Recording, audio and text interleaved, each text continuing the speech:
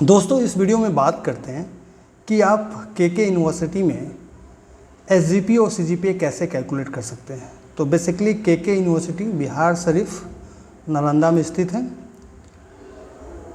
ये video specially उन student के लिए है जो के यूनिवर्सिटी में पढ़ रहे हैं और उनको कभी कभी डिफ़िकल्टी आती है कि कैसे हम एसजीपीए और सीजीपीए मैन्युअली वेरीफाई कर सकते हैं। और ये वीडियो हर स्टूडेंट के लिए एप्लीकेबल है जो एसजीपीए और सीजीपीए मैन्युअली कैलकुलेट करना चाहते हैं, क्योंकि यही कंसेप्ट हर यूनिवर्सिटी के लिए लागू होता है।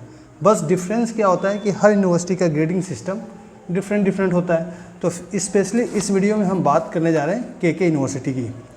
तो दोस्तों जब भी आप एसजीपीए और सीजीपीए कैलकुलेट करना चाहते हैं तो सबसे पहले आपको एक तो ग्रेडिंग सिस्टम पता होना चाहिए कि यूनिवर्सिटी किस तरह का ग्रेडिंग सिस्टम फॉलो कर रही है, और दूसरा सब्जेक्ट के क्रेडिट पता होना चाहिए। अगर ये दो चीज़ें आपको पता है तो आप मैन्युअली अपना एसजीपीए और सीजीपीए कैलकुलेट कर सकते हैं। तो चलिए बात करते हैं।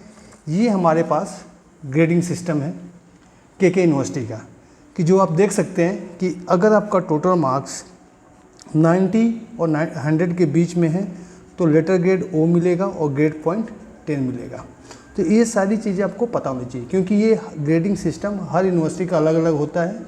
कुछ यूनिवर्सिटी का सेम भी हो सकता है, इसमें उससे कंफ्यूज होने की ज़रूरत नहीं है, बट मोस्टली हर यूनिवर्सिटी का अपना अपना ग्रेडिंग सिस्टम होता है जो फॉलो करते हैं। कुछ यूनिवर्सिटी यूजीसी का फॉलो करती है, कुछ अपना फॉलो करती है।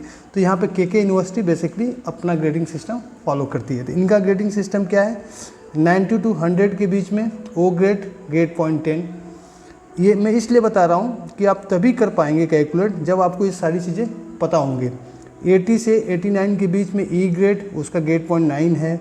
75 से 79 के बीच में ए प्लस ए। 70 से 74 के बीच में ए ग्रेड है, ग्रेड पॉइंट आपका 7 है। 60-69 के बीच में बी प्लस 6। 50-59 के बीच में बी और 5। 40 और 49 के बीच में पी और 4, और 0 से 39 के बीच में फेल है। ओके, इसका ग्रेड पॉइंट 0 है। अब बात करते हैं कि हम कैलकुलेट कैसे करते हैं।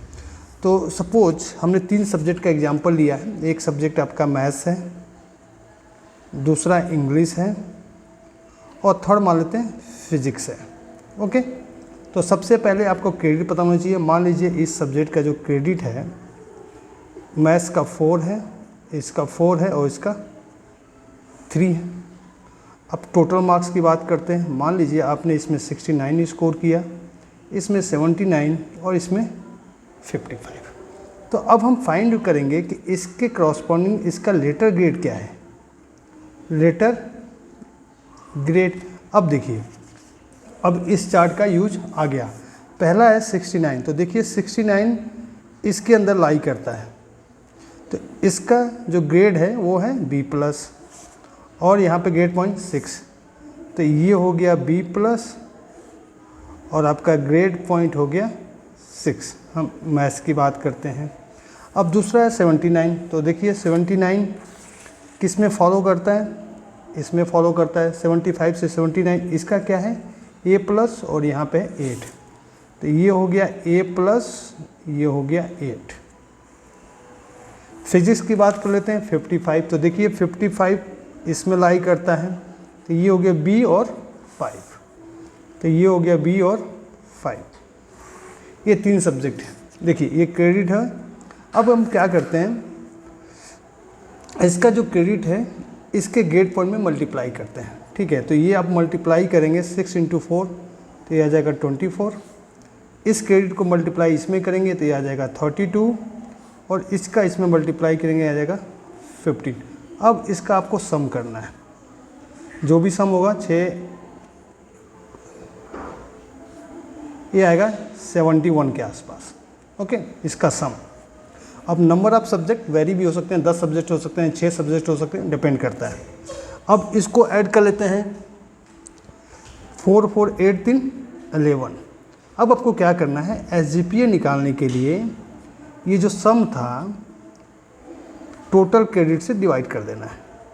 अब आप कैसे डिवाइड करेंगे, जो भी आउटपुट आएगा वो आपका हो जाएगा एसजीपीए। तो चलिए इसको डिवाइड करते हैं। 6.5 4, तो नियर अबाउट इसके आसपास आपका SGPA आ जाएगा। तो ये तरीका होता है SGPA कैलकुलेट करने का। अब देखिए क्या होता है, कभी कभी बच्चा आता है जहाँ पे खासकर टोटल मार्क्स हम रिप्रेजेंट करते हैं। कोई बच्चा आता है कहता है कि मेरा 480 है, मेरा SGPA 8.00 और मेरे फ्रेंड का मार्क्स 89 है, उसका भी 8.00 है। तो देखिए जहाँ भी हम SGPA की बात करते हैं बेसिकली इस पे डिपेंड नहीं करता है SGPA आपका। ऐसा नहीं है कि आपका ज़्यादा मार्क्स है तो SGPA ज़्यादा होगा, ऐसा कुछ नहीं होता। देखिए क्या होता है बेसिकली, अगर हम बात करें रेंज की, तो जैसे कि आपको हमने बताया यहाँ पर देखिए 90 to 100 के बीच में बच्चे को जो O ग्रेड मिलेगी 10। तो अगर बच्चे का हर सब्जेक्ट में 90 है तो इसका O बना, सॉरी मान लीजिए बच्चे का सारे सब्जेक्ट में 90 है तो O बना, ठीक है। अगर किसी बच्चे का सब में 99 भी है तब भी उसका O बना, बट यहाँ पे सम क्या हो जाएगा 270 और यहाँ पे सम हो जाएगा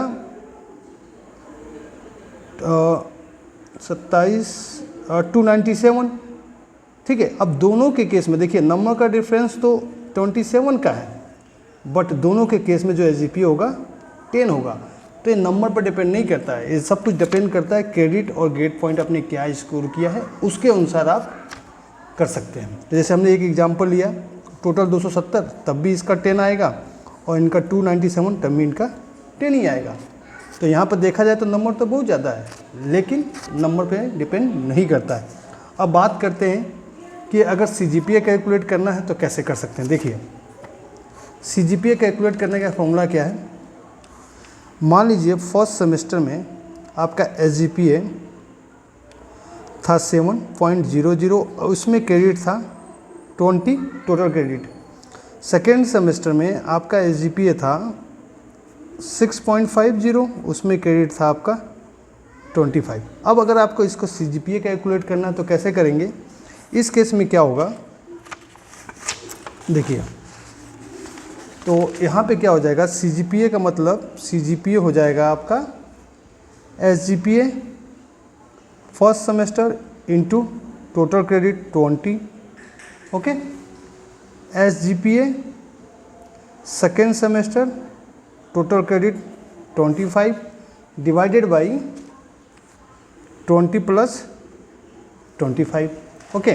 तो SGPA था आपका 7, तो 7 into 20 plus 6.5 into 25 divided by 45। अगर आप इसको सॉल्व करेंगे तो आ जाएगा 140 प्लस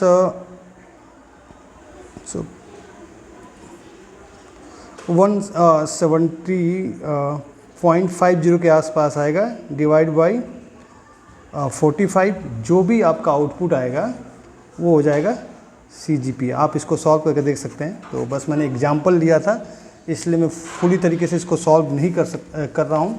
तो ये बेसिकली तरीका होता है। अगर कोई भी यूनिवर्सिटी है, अगर आपको ये ग्रेडिंग सिस्टम आपको पता है तो आप अपनी यूनिवर्सिटी का मैनुअली SGPA और CGPA कैलकुलेट कर सकते हैं। सारी यूनिवर्सिटी में यही प्रोसीजर लागू होता है, बस डिफरेंट ग्रेडिंग सिस्टम का हो सकता है। नहीं तो वहाँ भी क्रेडिट इंटू आप ग्रेड पॉइंट मल्टीप्लाई करोगे, टोटल करोगे, डिवाइड बाई करोगे तभी आएगा। तो ये बेसिकली एक सिंपल सा तरीका है। मैं आपको एक बार छोटा सा रिकैप कर दे रहा हूँ। देखिए सबसे पहले आपको ये पता होना चाहिए कि कितने मार्क्स पे क्या ग्रेड मिलता है, उसका ग्रेड पॉइंट क्या है। उसके बाद आपको जैसे हमने A, B, C 3 सब्जेक्ट लिए थे, इसके क्रेडिट पता होने चाहिए। जैसे सपोज क्रेडिट 2, 2, 3 है। टोटल मार्क्स आपको पता होंगे 45, 56, 78।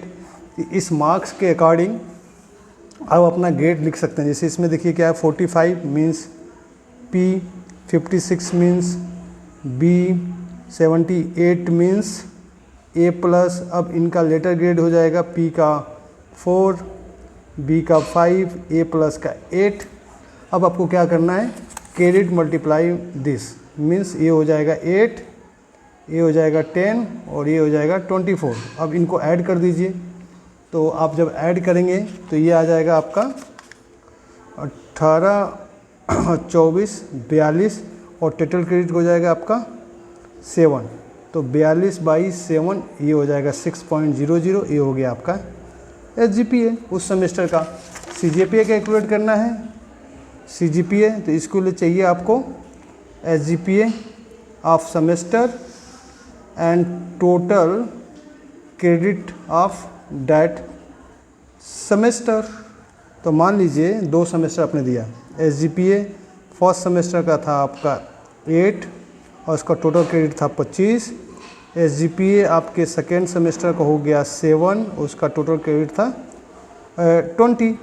इसको कैलकुलेट करना है तो ये हो जाएगा 8 × 25 this plus this 7 × 20 divided by 25 20। तो ये आप करेंगे तो ये हो जाएगा 200, 140, 45, 340, 45। अब इसको आप सॉल्व करेंगे तो आपको, चलिए सॉल्व करने की कोशिश करते हैं। 9 5 31 और 40, 9 7 63, 5 होगा, 9 5 45, 9 5 45 मीन्स 7.55। ये हो गया आपका CGPA। तो ये एक सिंपल वे है to calculate SGPA and CGPA at in any university. Only you have to know about grading system. If you have idea about grading system, which type grading system your university or college is following, and you have knowledge about credit or this one, definitely you can calculate your SGPA and CGPA manually. So thank you for watching this video. Thank you.